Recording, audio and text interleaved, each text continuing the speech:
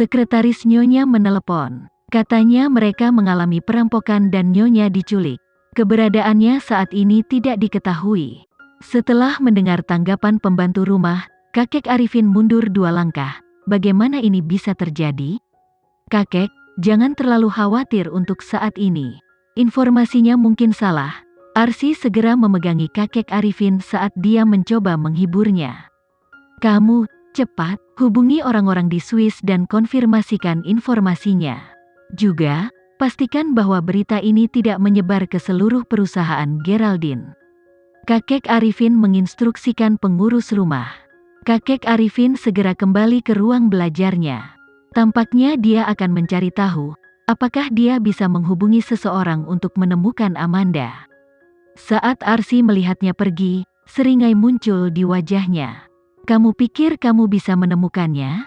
Tidak pernah. Kenyataannya, untuk semua orang di perusahaan Geraldine. Untuk mencari tahu tentang Amanda, Arsy sebenarnya tidak perlu menyebarkan berita sendiri, ada sesuatu yang disebut berita. Sejak insiden tersebut melibatkan CEO Kerajaan Parfum Internasional, berita dengan cepat menyebar dari Swiss. Tidak butuh waktu lama sebelum kabar menyebar ke Andre. Dia segera bergegas pulang dan berlari ke kamar kakek. Kakek, ini. Kakek Arifin melambaikan tangannya, memberi isyarat agar dia mengabaikan topik itu. Tetapi, kakek memandang Andre dengan makna yang dalam.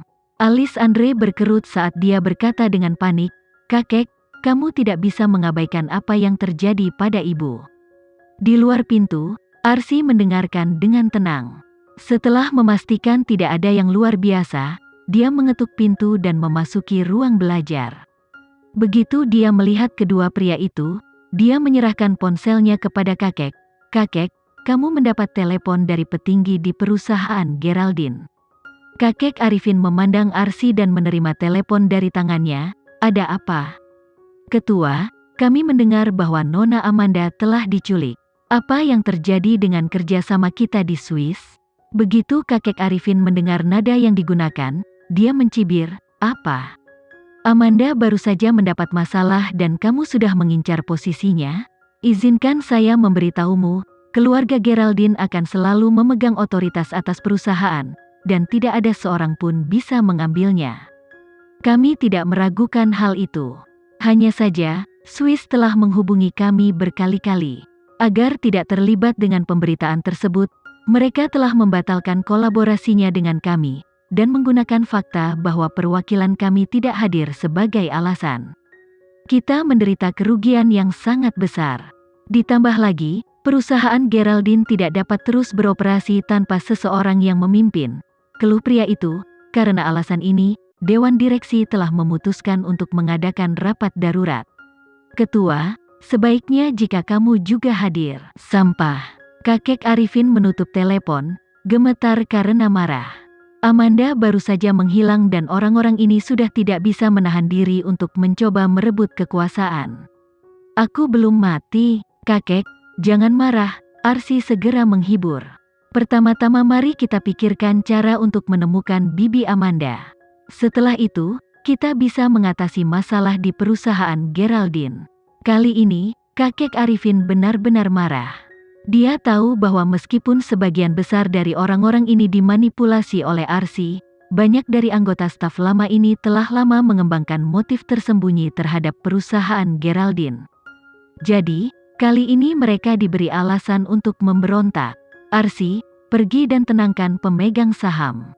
"Baiklah kakek, aku akan melindungi perusahaan Geraldine dengan baik." Arsy telah menunggu kata-kata ini selama ini. "Pergilah." Kakek Arifin melambaikan tangannya. "Jangan mengecewakanku kali ini," ucapnya dengan makna yang lebih dalam. "Jangan khawatir." Arsy tersenyum sebelum meninggalkan ruang belajar. Baru setelah dia pergi, Andre akhirnya angkat bicara. "Kakek, ini belum waktunya untuk mengantre. Biarkan dia bahagia untuk saat ini," kata kakek Arifi penuh makna. "Saya ingin melihat dia menghibur para pemegang saham. Saya akan menunggu sampai dia berpikir bahwa dia memiliki kemenangan di tangannya sebelum saya memberikan pukulan fatal padanya."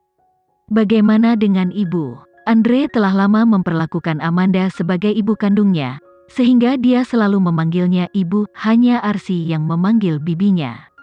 Dengan adanya kakak Alexa, Arsy tidak mungkin lepas dari telapak tangannya. Begitu kakek memikirkan Alexa yang cerdas, dia tidak bisa tidak terlihat bangga.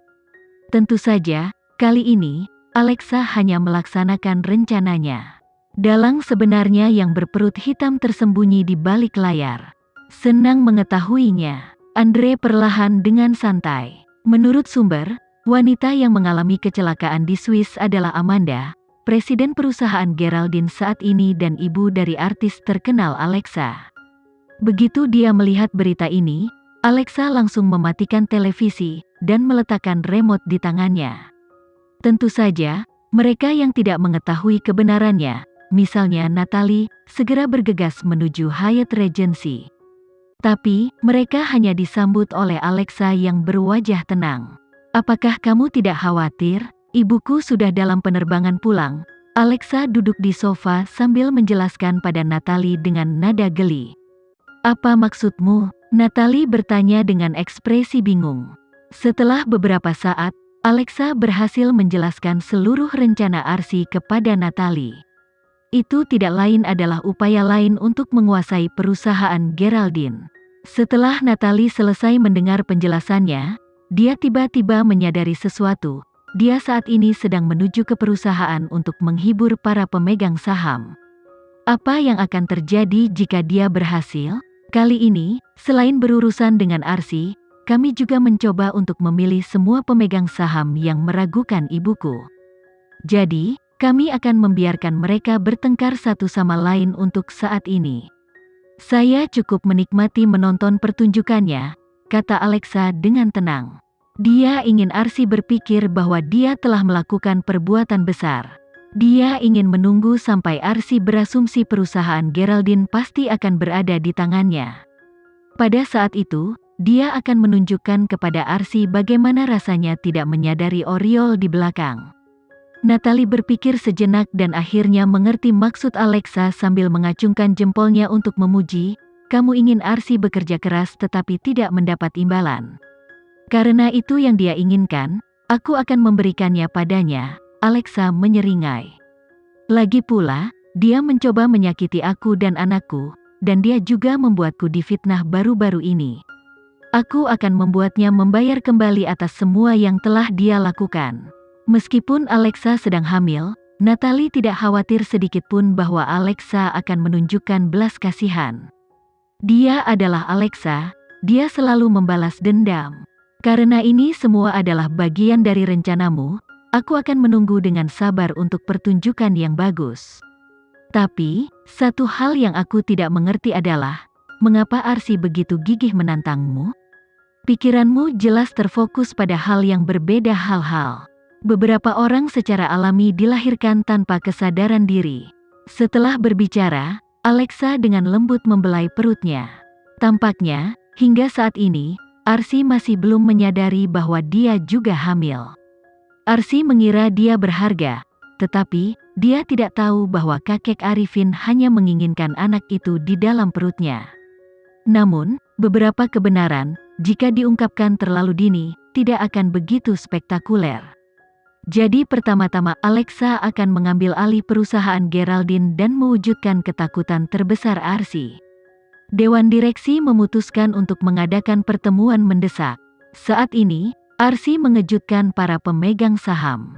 Bukan karena mereka tidak tahu bahwa dia telah kembali ke perusahaan, tetapi fakta bahwa kakek Arifin telah menempatkannya pada posisi yang tidak penting begitu lama, mereka tidak terlalu memperhatikannya. Jadi, apakah dia tiba-tiba diberi kesempatan untuk menebus kesalahannya?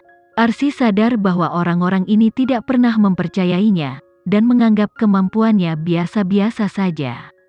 Jadi, kali ini, dia harus membuktikan dirinya kepada orang-orang tua yang keras kepala ini. "Hari ini, saya di sini atas nama kakek saya.